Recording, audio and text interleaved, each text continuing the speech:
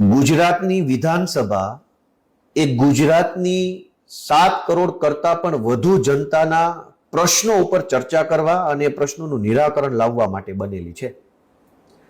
પણ આ વિધાનસભાની અંદર શું શું ચાલે છે એ ગુજરાતની જનતા જાણી ન શકે એટલે ભાજપની સરકારે વિધાનસભાનું લાઈવ ટેલિકાસ્ટ બંધ રાખ્યું છે.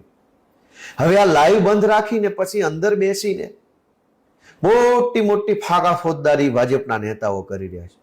આજે ગુજરાતના લોક લાડીલા 8 પાસ મંત્રી એમણે એવું નિવેદન કર્યું ગૃહની અંદર, વિધાનસભાની અંદર, કે અમે ટીવી જોતા હતા ત્યારે અરવિંદ કેજરીવાલે એવું કીધું કે કોહલી છે એ કોહલી સમાજના બેટ્સમેન છે, આ જોઈને અમને હસી હસીને પેટમાં દુખવા આવ્યું.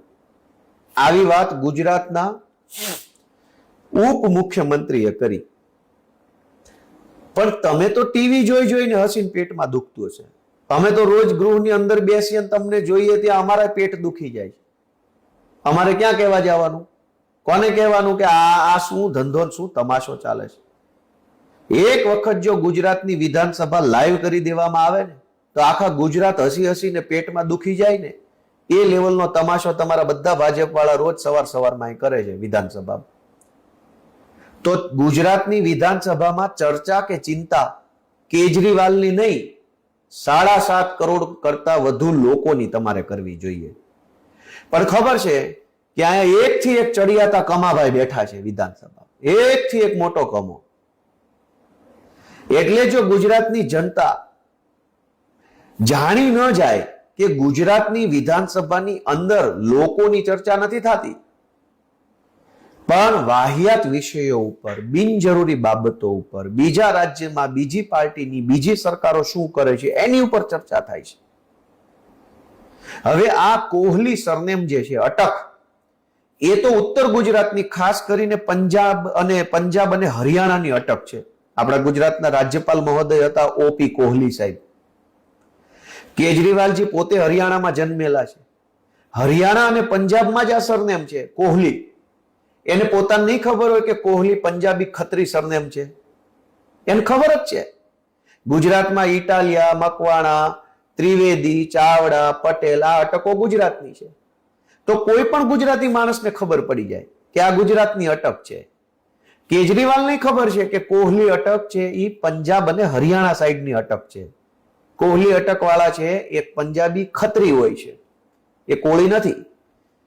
કેજરીવાલ સાહેબ એમ કીધું કે કોળી સમાજની અંદર ખૂબ મોટી શક્તિ પડેલી છે, યુવાનો ખૂબ મહેનતુ છે, પણ એમને જો હજુ વધુ સારું શિક્ષણ મળે, વધુ સારી વ્યવસ્થા મળે તો કોળી સમાજ પણ ગુજરાતની પ્રગતિમાં અત્યારે જે યોગદાન આપે છે એના કરતા 1000 ગણું વધુ યોગદાન આપી શકે એવો તાકાતવાળો સમાજ છે. હવે આ વાતનું વતેસર કરી ગુજરાતની વિધાનસભાની અડધી કલાક બગાડવા માટે થઈ અને હર્ષ સંઘવીએ અંદર ભાષણ કર્યું. ગુજરાતની વિધાનસભામાં આવા જોક્સ કહેવાના છે? આ હાટું થઈને વિધાનસભાનું સત્ર ચાલુ કર્યું છે. તમારે કોળી સમાજના પ્રશ્નો ઉપર તો જવાબ આપો નહીં. આ હર્ષ સંઘવી ગુજરાતના ગૃહમંત્રી છે. ગુજરાતના 128 માછીમાર ભાઈઓ પાકિસ્તાનની જેલમાં છે. અનેક માછીમાર ભાઈઓનું પાકિસ્તાનની જેલમાં મૃત્યુ થઈ ચૂક્યું છે. એમનો પરિવાર અત્યારે અહીંયા નોંધારો છે. ગુજરાતના ગૃહમંત્રી તરીકે ગુજરાતના માછીમાર ભાઈઓ વિશે જો 2 શબ્દો કીધા હોત, કેમ કે કોળી સમાજ પૈકીનો જ એક વર્ગ છે એ માછીમાર પ્રવૃત્તિ સાથે સંકળાયેલ છે. જાફરાબાદ અને જે ત્યાં ગીર સોમનાથના બધા દરિયાકાંઠો છે ત્યાં. તો હર્ષ સંઘવીએ કોળી સમાજ વિશે જ બોલવું હતું તો સૌથી પહેલા માછીમાર ભાઈઓ પાકિસ્તાનની જેલમાં છે. ડબલ એન્જિનની સરકાર છે, ડબલ નહીં 2.5 એન્જિન. વડાપ્રધાન ભાજપના, મુખ્યમંત્રી ભાજપમાં અને એક નાયબ મુખ્યમંત્રી, એટલે અડધું એન્જિન ગણવાનું.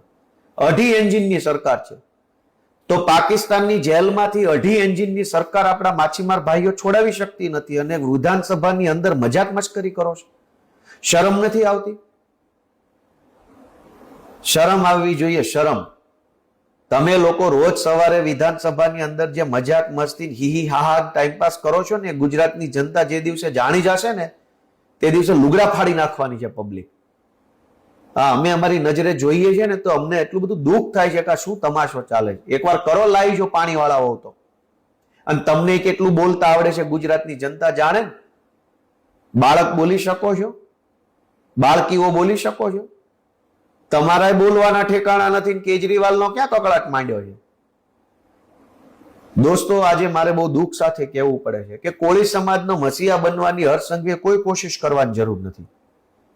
કારણ કે મેં વિધાનસભામાં પ્રશ્ન ઉપસ્થિત કર્યો છે કે કોળી સમાજનું આસ્થાનું સ્થાન એવા સંત શ્રી વેલનાથ બાપુ, વડજોગી વેલનાથ કહેવાય એવી લોકવાયકા છે કે વેલનાથ બાપુનો જન્મ જુનાગઢ તાલુકાના પલાસવા ગામે થયેલો. આ પલાસવા ગામ અમારી વિસાવદર વિધાનસભાની બોર્ડરનું ગામ છે.